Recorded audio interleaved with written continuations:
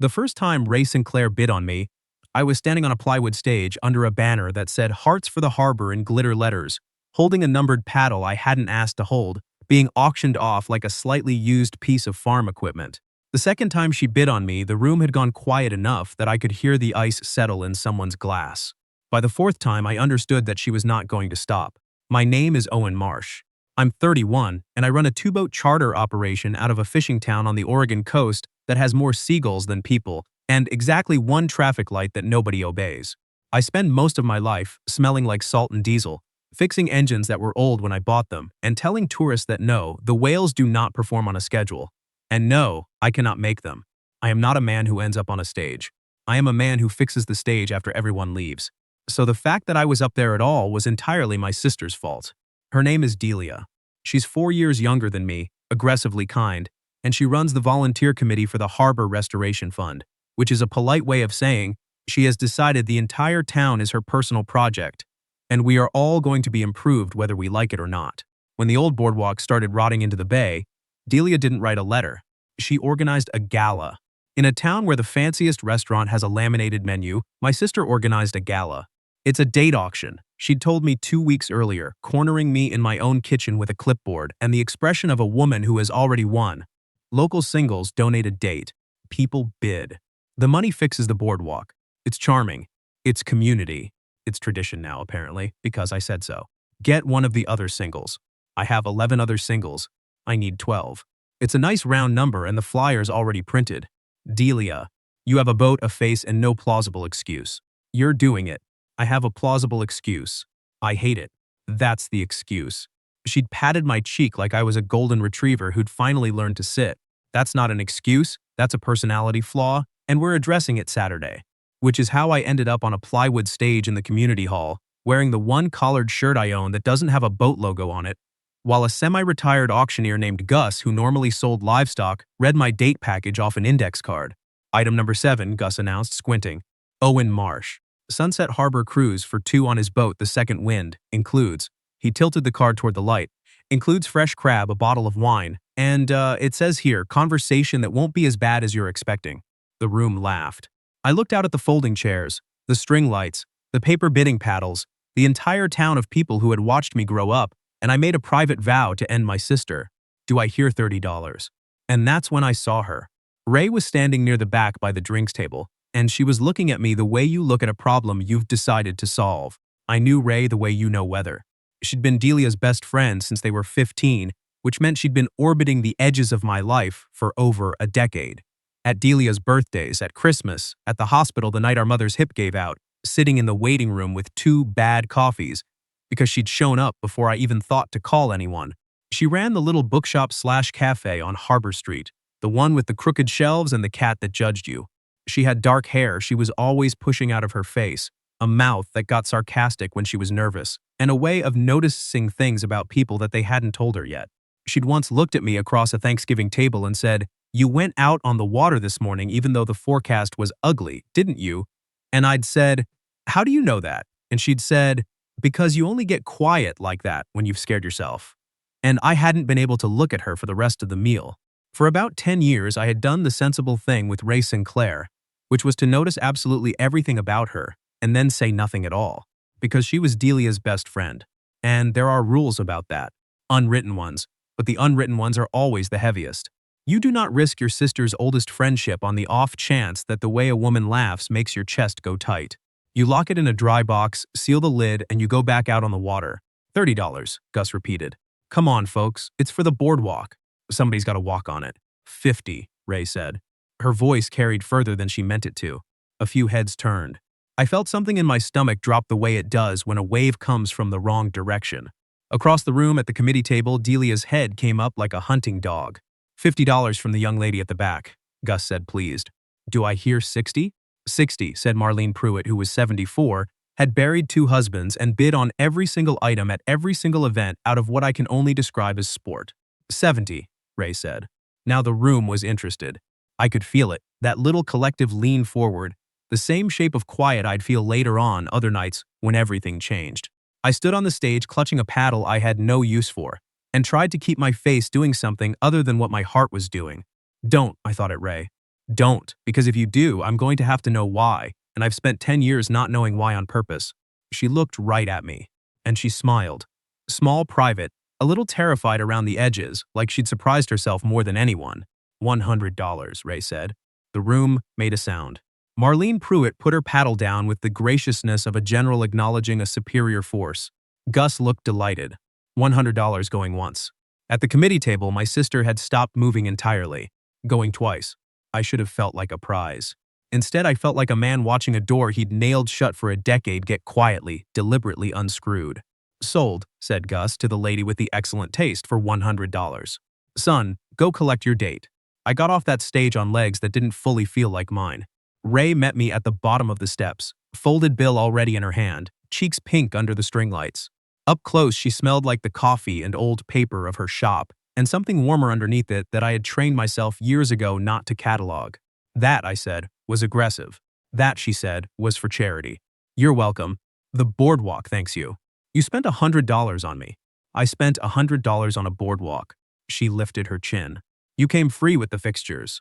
I laughed before I could stop myself, and something in her shoulders eased when I did. Like she'd been braced for me to make it weird, and I hadn't, and that was its own small relief. Owen. Delia's voice cut between us like a boat wake. My sister arrived with the specific energy of a woman who has questions and intends to be answered. She looked at Rae. She looked at me. She looked at the $100 bill. So, Delia said, that happened. It's for the boardwalk, Rae said too fast. I heard. The boardwalk's very grateful. I'm very grateful. I'm also very confused because you told me this whole thing was stupid, and you'd rather eat glass than participate. Rae's mouth opened, closed, and I watched something flicker across her face, something caught, something exposed, and without deciding to, I stepped in front of it. She was heckling me, I said. She said nobody'd bid, and I bet her they would. She was just proving herself right. Very expensive way to win an argument, but she's stubborn. Rae's eyes snapped to mine, startled. Delia squinted, unconvinced but disarmed. That does sound like both of you.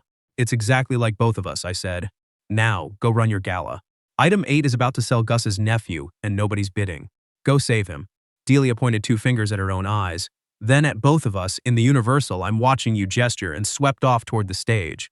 The second she was gone, Rae exhaled like she'd been holding her breath since the word sold.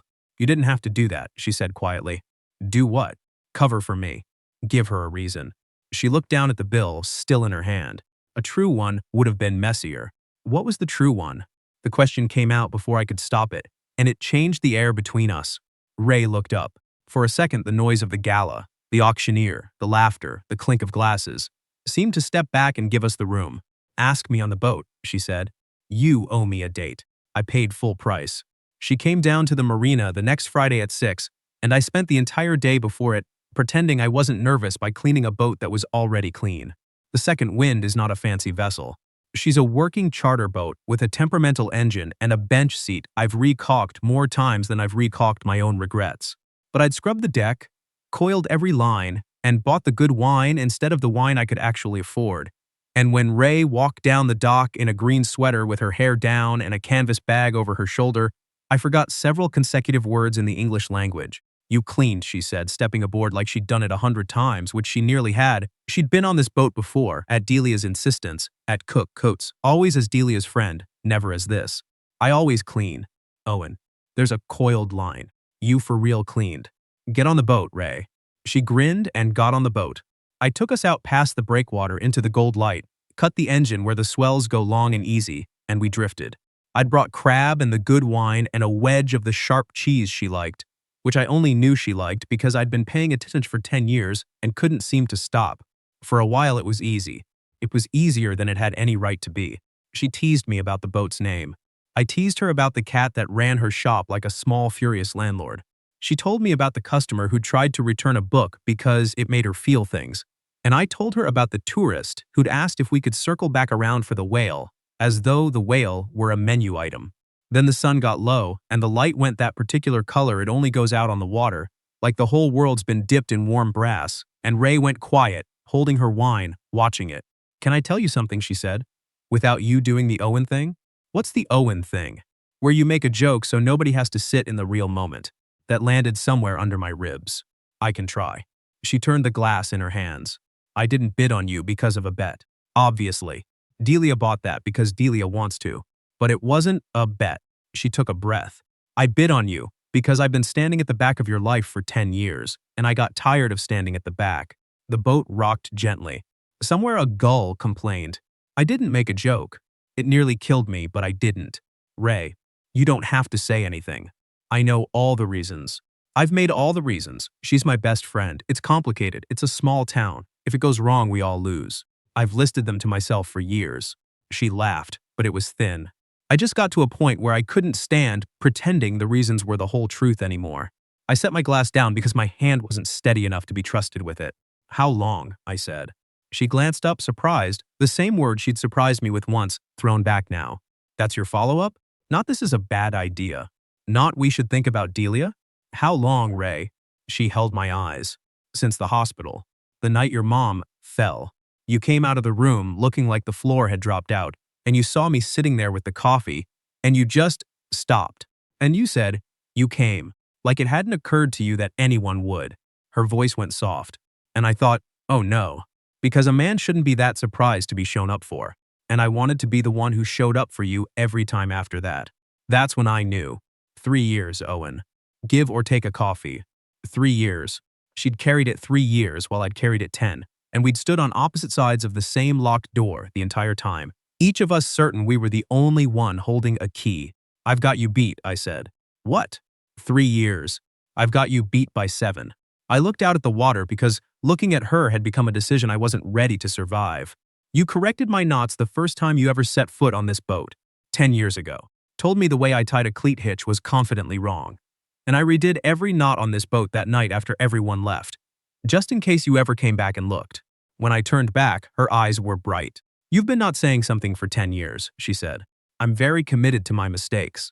Owen, I didn't say it because you were Delia's.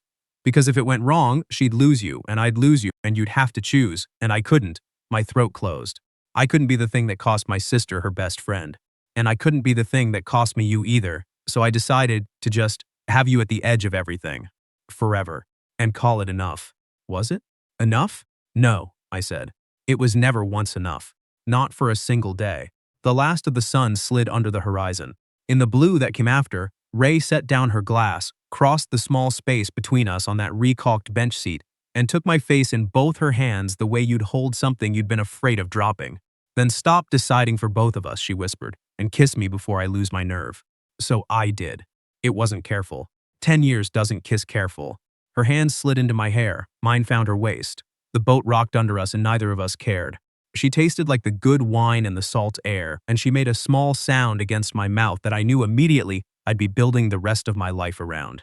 When we finally broke apart, her forehead stayed against mine, both of us breathing like we'd been underwater. Okay, she said unsteadily. Okay, that was worth $100. She laughed, wet at the edges. Possibly the boardwalk's worth it too. Jury's out. I kissed her again just to hear her stop making sense. We drifted back in under the first stars, and I held her hand the whole way, and for the first time in 10 years the box in my chest was open, and nothing terrible had happened. The world hadn't ended. It had, if anything, just begun. Then, as I tied us off at the dock, with a cleat hitch that was, this time, confidently right, Rae's phone lit up in her bag. She read it, and I watched the warmth drain out of her face. What is it? I asked. She turned the screen toward me. A text from a number saved only as Cass. Saw the auction. We should talk before you do something you'll regret. Before Delia finds out what I know. I didn't sleep much that night, and it wasn't the good kind of not sleeping. Rae had gone quiet at the dock. She'd kissed me once more, softer, almost apologetic, and said she needed to handle something, and asked me to trust her for day. I'd said yes, because when a woman you've wanted for 10 years asks you to trust her, you find out very quickly what your yes is worth. But I lay awake turning that name over. Cass. And the phrase under it, sitting in my chest like a stone in clear water. Before Delia finds out what I know. I made it until 9 the next morning, before I gave up and walked down to Harbor Street. The bell over the bookshop door gave its crooked little jingle. The cat, an enormous gray tyrant named Chapter, looked up from the register, assessed me, and found me wanting. Rae was behind the counter, and she looked like she'd slept about as well as I had. You came, she said. The words hit us both at the same time. You came, the same 2 words from the hospital, the ones that had started all of this 3 years ago on her side and 10 on mine. She pressed her lips together. So did I. I always will, I said. Who's Cass? Rae exhaled and came around the counter. She flipped the sign to close deed, which for a shop that lived on tourist traffic was not a small thing to do at 9 on a Saturday. Sit, she said. This is going to take coffee. She made 2 cups, mine black, hers with too much sugar. And she didn't have to ask how I took mine, and I didn't have to tell her. And even sitting in the middle of dread, I noticed that, and it undid me a little. Cass is Cassidy Vane, she said, wrapping both hands around her mug. We opened the shop together. 6 years ago. Best friends, big dream, split the lease, split the risk, the whole thing. She stared into the coffee. 2 years in, the shop was drowning. We were 3 months behind on rent, and the distributor was about to cut us off. And Cass found an investor. This out-of-town guy, real charming, real quick to write a check. She wanted to take it. I didn't. Something about him was wrong. He wanted a percentage that didn't add up. And he kept talking about the shop like it was the property, not the shop. So what happened? I said no. She said yes anyway. It's a side agreement I didn't know about. Took his money to cover her half of the debt. And didn't tell me. Rae's jaw tightened. I only found out because the guy showed up one day, acting like he owned a piece of the place. I was terrified. I thought I was going to lose everything. The shop, my savings, my name on a contract I never signed. My hand had closed into a fist on the table. I made it open. What did you do? I did the only thing I could afford to do. I begged, borrowed, and emptied every account I had, and I bought Cass out. Paid off the investor to make him go away. Took on all the debt myself so the shop would be mine and clean, and nobody could ever put their hand on it again. She looked up. It took me 2 years to climb out. I made it. Barely. The shop's mine now, free and clear. But it nearly killed me, and Cass left town, and we haven't spoken since. And now she's back. Now she's back, Rae agreed grimly. And here's the part that matters. She set the mug down. Delia doesn't know any of it. I frowned. Why not? You tell Delia everything. Because I couldn't. Rae's voice cracked just slightly. That whole 2 years I was drowning? That's when your mom fell. That's when Delia's dad, your dad, got his diagnosis. Your family was going through the worst year of your lives. And Delia was holding all of you together with her bare hands. And I was not going to walk in and hand her one more thing to carry. So I lied. I told her the shop was fine. I told her Cass moved away for a guy. I smiled at every dinner and paid my debt in the dark. And I never told my best friend I was sinking because she was already carrying the whole family. And I loved her too much to add my weight to it. I sat back. The whole shape of her rearranged itself in my head. Every quiet moment I'd cataloged over those years, every time she'd seemed tired and covered it with a joke, every time she'd shown up for my family while privately going under. You showed up for us, I said slowly. That whole year. The hospital, the meals, all of it. You were bankrupt and terrified, and you kept showing up for us. That's not, she stopped. It wasn't noble. It was easier. Your family was the one place I didn't have to think about my own disaster. Loving you people kept me alive that year. She said it fast, like it embarrassed her, and I understood then that Rae hid her worst fears the way I hid mine. Behind a joke, behind being useful, behind everyone else's needs. So what does Cass want now? That, Rae said, is what I need to find out. Her text says she wants to talk before I do something I'll regret. She saw the auction. Half the county saw the auction. Owen, you were trending in a town. A ghost of a smile. And she's threatening to tell Delia what I know. Which means she's threatening to tell Delia the version she wants Delia to hear. Cass was always good at getting to the story first. I reached across the table and covered her hand with mine. Then we get to Delia first. Rae stilled. You've been carrying this alone for 4 years because you decided you had to protect everybody by yourself. I turned her hand over, laced my fingers through hers. You don't have to do that anymore. That's the whole point of me. I'm the guy who shows up. You taught me that. Her eyes went glassy. She looked down at our joined hands, at the cat glaring at us from the register, at the shop she'd nearly killed herself to keep. Delia's going to be hurt, I didn't tell her, she whispered. 4 years of lying to her face. She's going to be hurt, I agreed. And then she's going to forgive you, because she loves you. And because you did it out of love, badly, the way our whole family does everything. And I'll be standing right there when it happens. I squeezed her hand. We don't let Cass write the story. You tell Delia. Today. Before lunch. Before Cass gets to her. Rae looked at me for a long moment. Then, for the first time since the doc, some of the fear went out of her shoulders. You know, she said, for a man who spent 10 years saying nothing, you've suddenly got a lot of opinions. I've been saving them up, I said. Drink your coffee. We've got a sister to find. We found Delia at the community hall, of course, because that's where Delia always is. standing in the wreckage of the day after, surrounded by folding chairs and a banner that had lost half its glitter, running a tally of the auction proceeds with a pencil behind her ear. She looked up when the door opened and clocked us immediately. Me and Rae, walking in together, holding hands, wearing the faces of people about to say something serious. The pencil came out from behind her ear.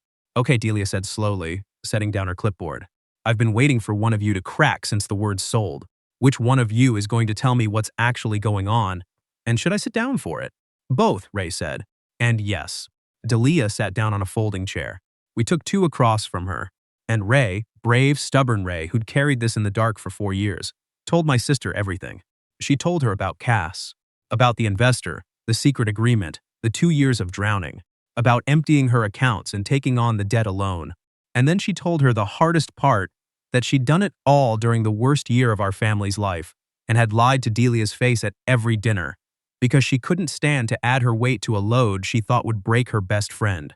Delia didn't say anything for a long time. When Rae finished, the community hall was so quiet I could hear the banner ticking against the wall in the draft. "You were bankrupt," Delia finally said. "That whole year. When Dad was sick.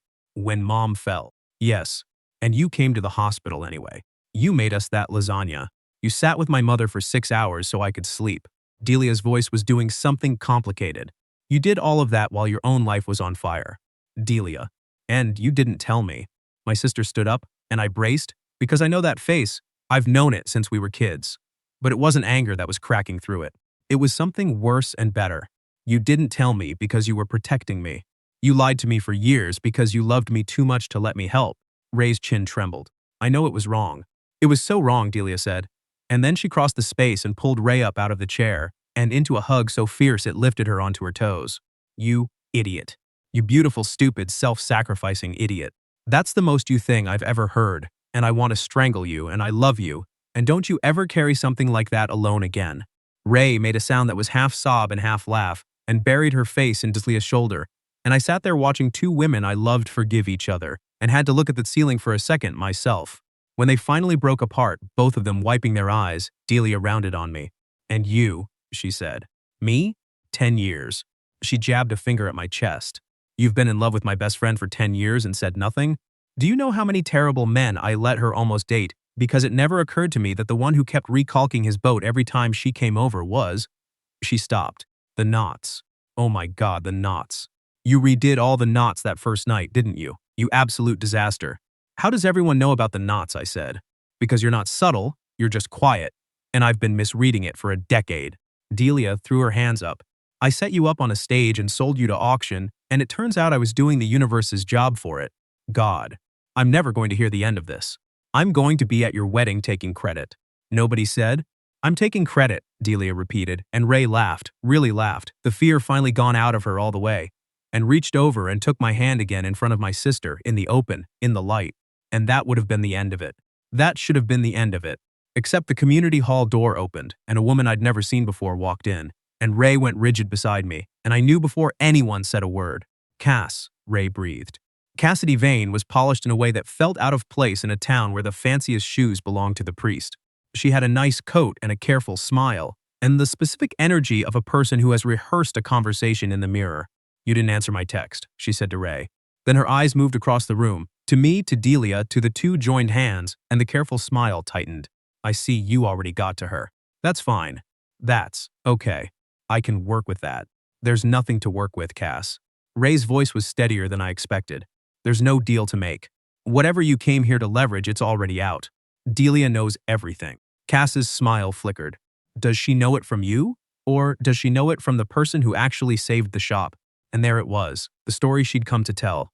I felt Rae tense, and I understood Delia's instinct now, the urge to step in front of the people you love. But this wasn't mine to fight. So I did the harder thing. I stayed still, and I held Rae's hand, and I let her stand in her own truth. "You want to tell your version?" Rae said quietly. "Go ahead. But I've got the paperwork, Cass. Every payment. Every account I drained. The buyout agreement with your name on it, and your signature on the side deal you never told me about." She didn't raise her voice. She didn't have to. "I spent 2 years and everything I had cleaning up a mess you made and walked away from. You can call me anything you want in front of these people. They've known me my whole life. Who do you think they're going to believe?" The room was silent. Delia had gone very still, watching her best friend with an expression of fierce pride. Chapter the cat, who had somehow followed us from the shop and appeared in the doorway, sat down and glared at Cass with the concentrated disapproval of a much larger animal.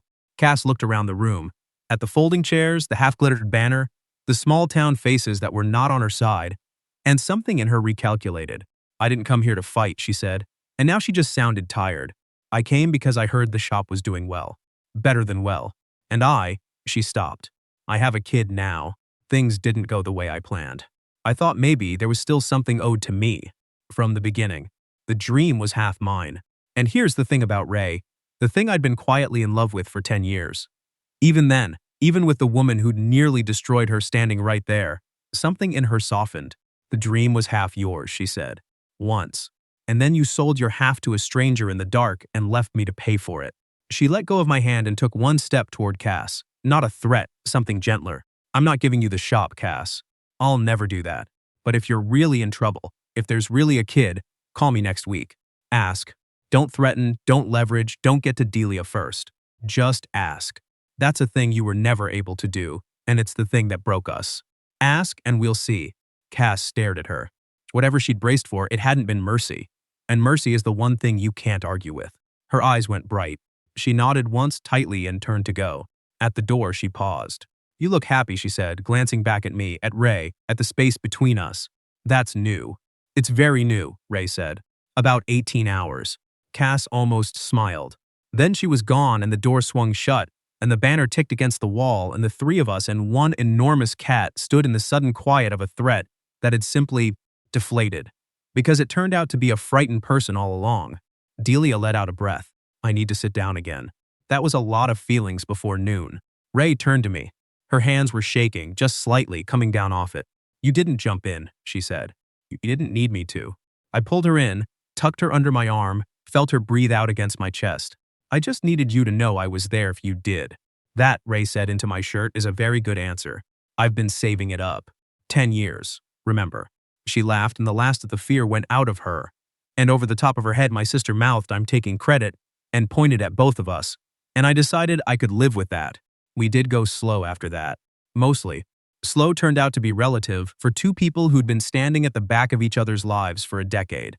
We had our first real official nobody drowning date the following Friday, and Rae insisted it not be on the boat because, in her words, the boat has an unfair advantage. It's basically a golden retriever with an engine. So we went to the one restaurant with the laminated menu, and Chapter the cat sat in the shop window across the street and watched us the entire time like a small gray chaperone. I learned the parts of her I'd only ever glimpsed from the edge. That she hummed off key when she reshelved books and had no idea she did it. That she'd wanted to be a marine biologist before the shop, which meant she asked better questions about my whales than any tourist ever had. That she'd been so busy surviving for so long that she'd forgotten she was allowed to want things. And that watching her let herself want the good coffee, the slow morning me, was the closest thing to a religious experience I'd ever had on dry land. She learned my parts too. That I hid behind jokes when the moment got too real, and she'd look at me across the table and say, "Come back here." And somehow I always knew what she meant. That I'd spent so many years deciding what people could handle. My sister, my parents, her. That I'd forgotten to let anyone decide anything back. She broke me of it slowly. The first time I tried to cancel a date because a storm was coming, and I thought she'd rather stay dry, she showed up at the marina in a raincoat and said, "I get to choose whether I want to sit on a boat in the rain with you, Owen. That's my call. Stop protecting me from good things." I stopped. It took practice. She was patient. Mostly. Delia, for her part, was insufferable and wonderful in equal measure. She appointed herself the official historian of our relationship. She told the not story at every possible occasion. She started a rumor, which was not a rumor because it was completely true, that the Harbor Restoration Fund had been fully financed by the great date auction of romantic consequence, and that the new boardwalk was, and I quote, "structurally supported by my brother's repressed feelings." The boardwalk got fixed, by the way. Turns out a date auction with one genuinely scandalous bidding war raises a lot of money. Marlene Pruitt still tells people she almost had me for $60. A year later, I took Rae out on the second wind on the anniversary of the auction, at the exact gold hour when everything goes brass, and I cut the engine where the swells go long and easy, and I got down on one knee on a bench seat I'd recalked one final time that morning, just in case. She saw it coming from about a nautical mile away, because Rae sees everything about a person before they say it. She was already crying when I got the box out. "You spent 10 years not saying something," she said, wiping her face. "Are you finally going to say it?" "Rae Sinclair," I said. "I have wanted you since you told me my knots were confidently wrong.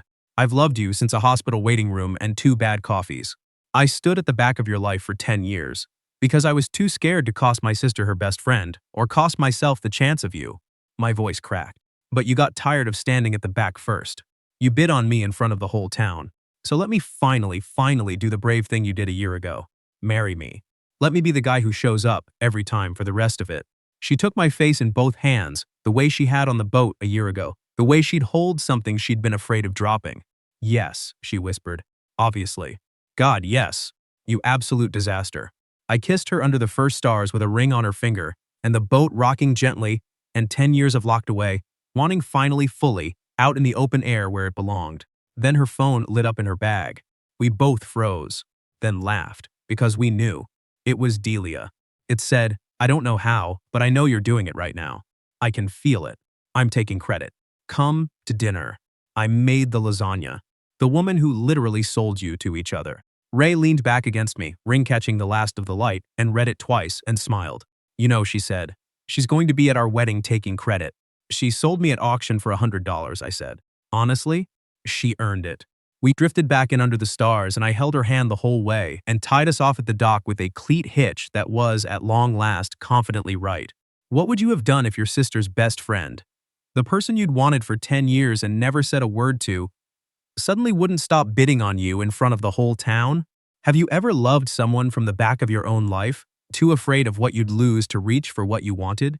Tell me your story in the comments. If you like this one, leave a like, subscribe, and I'll see you in the next video.